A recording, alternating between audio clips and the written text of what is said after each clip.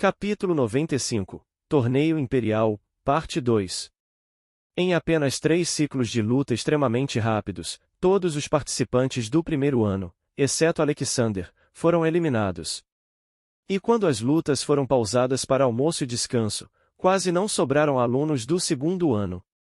Assim que acabou a pausa para o almoço, todos esperavam lutas mais equilibradas, mas isso não aconteceu. O domínio das principais academias era bem grande.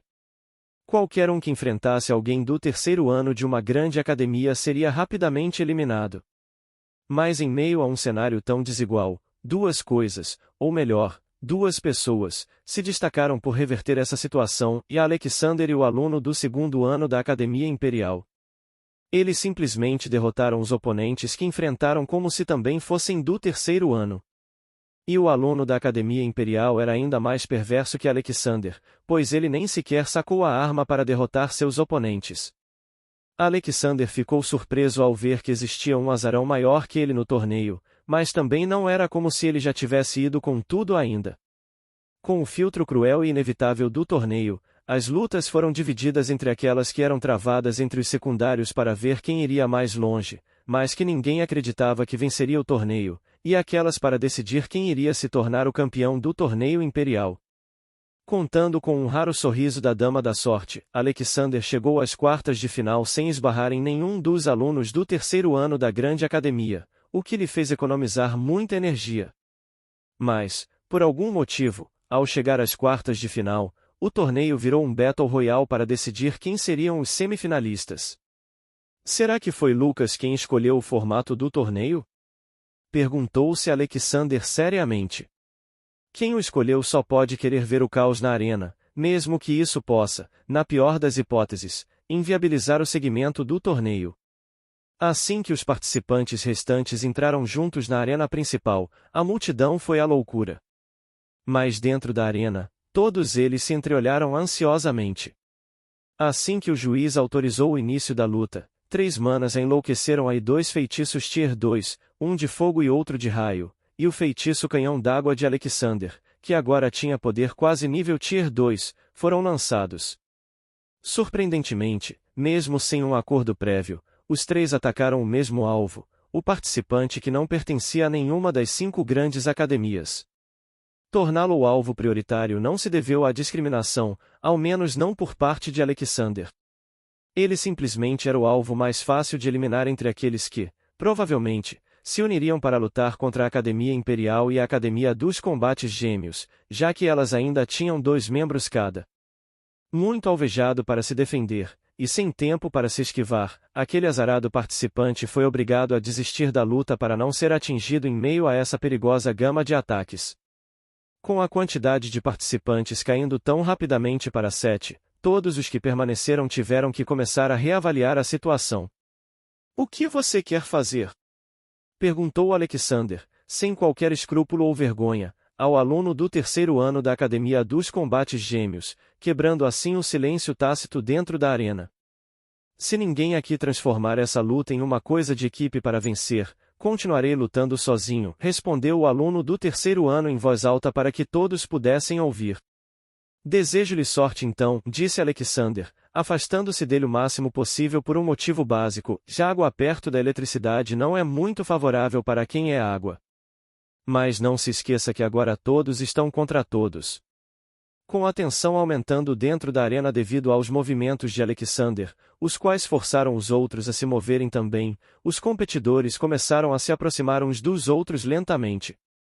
Cansado dessa situação lenta, Alexander concentrou uma grande quantidade de energia na sua lança, usou fluxo ascendente para criar uma rápida distorção da sua imagem, recuando com segurança, e disparou um gigantesco golpe de energia em todos os outros participantes usando varrer. Numa situação normal, um ataque tão amplo como aquele não seria uma ameaça para ninguém na arena. Mas naquela situação específica, ele obrigou todos a se moverem ainda mais, o que iniciou a luta. O Dragônia da Academia na região leste do Império voou para evitar o ataque e atacou Alexander. O Demi-Tigre da Academia na região oeste do Império atacou o aluno do terceiro ano da Academia dos Combates Gêmeos. O anão da Academia na região sul do Império tentou atacar a elfa do terceiro ano da Academia Imperial, mas foi interceptado pelo aluno do segundo ano da Academia Imperial. Finalmente assistindo ao verdadeiro início do Battle Royale, os espectadores gritaram e torceram pelos seus lutadores favoritos em uma massa indistinta de sons, mas que transmitiam uma euforia poderosa.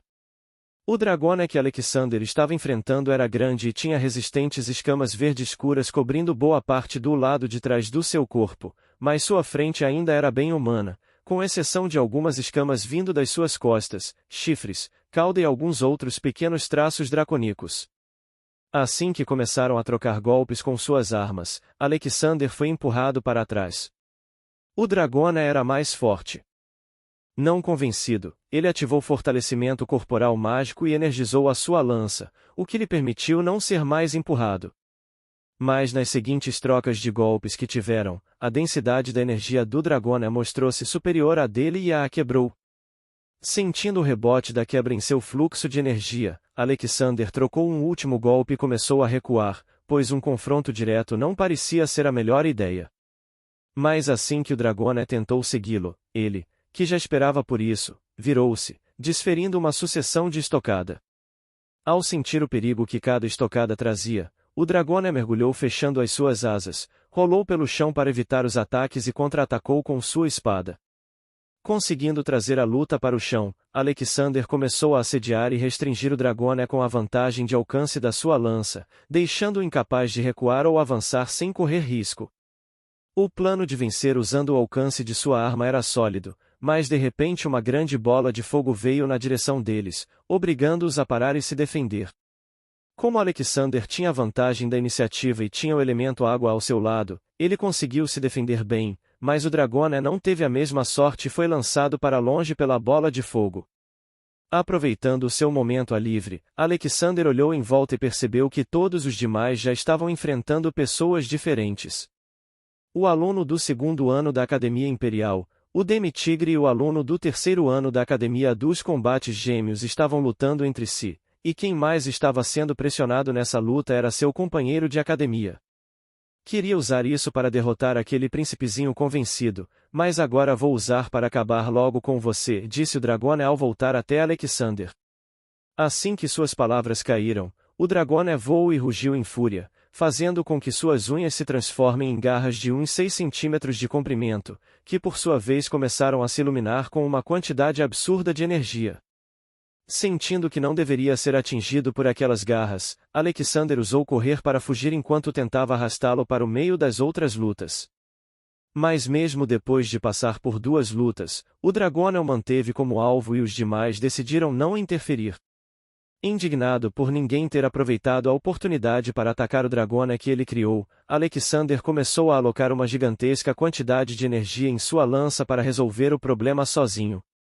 Assim que o dragão mergulhou e o atacou perto do chão, Alexander usou todas as suas habilidades de impulso para diminuir a distância entre eles e usou uma estocada, Max, quase a queima-roupa. Mas para sua surpresa, os instintos do dragão falaram mais rápido e ele conseguiu se esquivar girando enquanto ainda o acertava com um contra-ataque. Felizmente para Alexander, devido à esquiva apressada do seu adversário, a sua barreira de mana mitigou a maior parte dos danos. Mas por outro lado, o seu ataque anterior, que foi desviado pelo dragão, empurrou o aluno do segundo ano da Academia Imperial, que estava pressionado o aluno do terceiro ano da sua academia. Chega! Rugiu o aluno do terceiro ano da Academia dos Combates Gêmeos assim que teve essa chance, furioso por ter sido tão pressionado. Domo de raios! Assim que ele convocou seu feitiço, o seu braço se iluminou com um leve brilho azul-violeta e uma gigantesca cúpula elétrica começou a se expandir a partir dele, devorando tudo em seu caminho e exibindo o poder de um feitiço Tier 3. Ao ver a cúpula de raios vindo na sua direção e o dragão ligeiramente voltado para ela, Alexander aproveitou aquela breve distração para se instalar nas costas dele e segurá-lo como um escudo contra o feitiço. Então foi assim que aconteceu, disse o diretor, contemplando a façanha de Alexander. É realmente surpreendente que ele tenha crescido tanto em tão pouco tempo a ponto de conseguir realizar tal feito. Ainda assim, é improvável que ele não ganhe o torneio, suspirou o diretor diante das expectativas de Diana. Mas com certeza vou ajudá-lo a conseguir quantos núcleos ele precisar. Agora sou eu quem quer ver qual nível ele vai alcançar se conseguir despertar a sua linhagem. Você tem certeza que deveria interferir tanto assim? Perguntou o diretor da Academia Imperial, sondando. Pode ter sido apenas sorte. Improvável, garantiu o diretor local. Ele pode parecer brutal, mas é muito calculista.